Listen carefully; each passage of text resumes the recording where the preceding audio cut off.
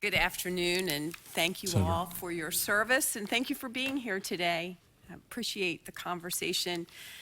General, I have to tell you, I'm really grateful to hear that our deployed soldiers are doing well. Among them, I count colleagues, friends, spouses, even my former intern is deployed under your command, and it's really good to hear that they are well. And I think we can all agree that helping our veterans is of the utmost importance. And I think that this chamber in particular has recognized that our veteran service and sacrifice cannot be taken for granted, and that one of the greatest honors that we all have as legislators is to pay it forward to them.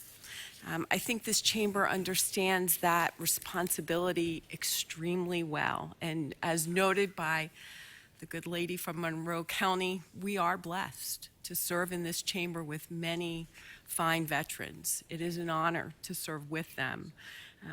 This chamber has passed almost a dozen veteran-related bills, most of them in nearly unanimous fashion.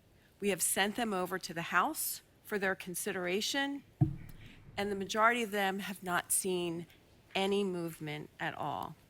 And what I can tell you is there are some really important pieces of legislation there. And I will pull up this list and I will share with you that some of them have to do with making sure that we help take care of and support the children of our National Guard and Reserve members, that we exempt disabled veterans benefit payments from income calculations for any Commonwealth programs or benefits, that we increase oversight at our 6 state veterans' homes because we want to improve the care that they receive. And I could go on and on and on.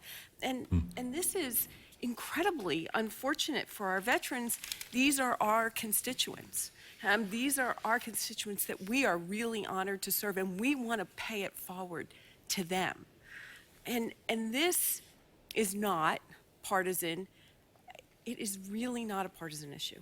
And it should not be a matter of politics between us, helping our veterans, many of whom are disabled, many of whom are part of our most vulnerable populations.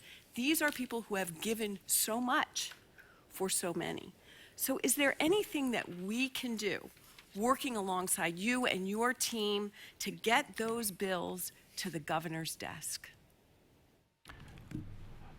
Well, I need to work with the House also. I think myself and my staff, as we continue to go forward, to continue to push those issues, because absolutely, Senator, these are issues that affect people that earned benefits that, the hard way, and that them and their families are entitled to every benefit that we can make available. I absolutely agree. Absolutely. So, and they definitely earned them the hard way.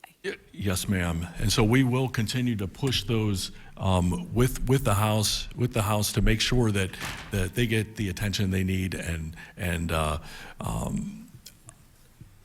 think Maureen, if we keep on top of each one of those to make sure that they see the importance also coming from the veterans organization. We need to insert ourselves there and make sure that we're continuing to fight for those, Senator. Well, I think we would appreciate that, but I think even more our veterans would appreciate that. Absolutely, Senator. If I could turn to cybersecurity, we've asked each agency who has come before us whether or not their servers were implicated in the recent OA server issue where there were several servers that were deleted. And I want to ask you in your department, were your servers impacted at all? I don't think they were impacted at all. They were not? No, okay. They were not. No, Senator. Do you know how much of your budget goes toward IT costs?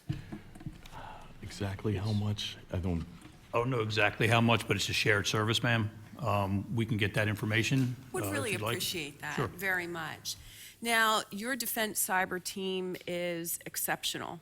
And we've heard testimony here this week that they are assisting other departments. Correct. Local municipalities, we heard from Secretary Harriet Corrections that they had come in and she felt much better as a result of that.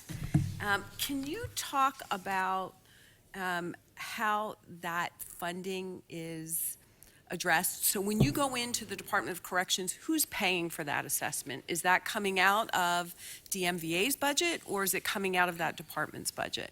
Right now, it's the federal government's paying, so they're paying for that. We're sending our folks to Department of Corrections, to local 911, to county, whatever it is, but the federal government's paying for those, So right? the counties don't reimburse you, our other departments don't reimburse you, that's all coming out of the federal government? Correct. The county paid for example, the latest one, the county paid for travel and room and board accommodations for the federal employees. But as far as, salary and anything else, that's the federal employees doing those. Very good.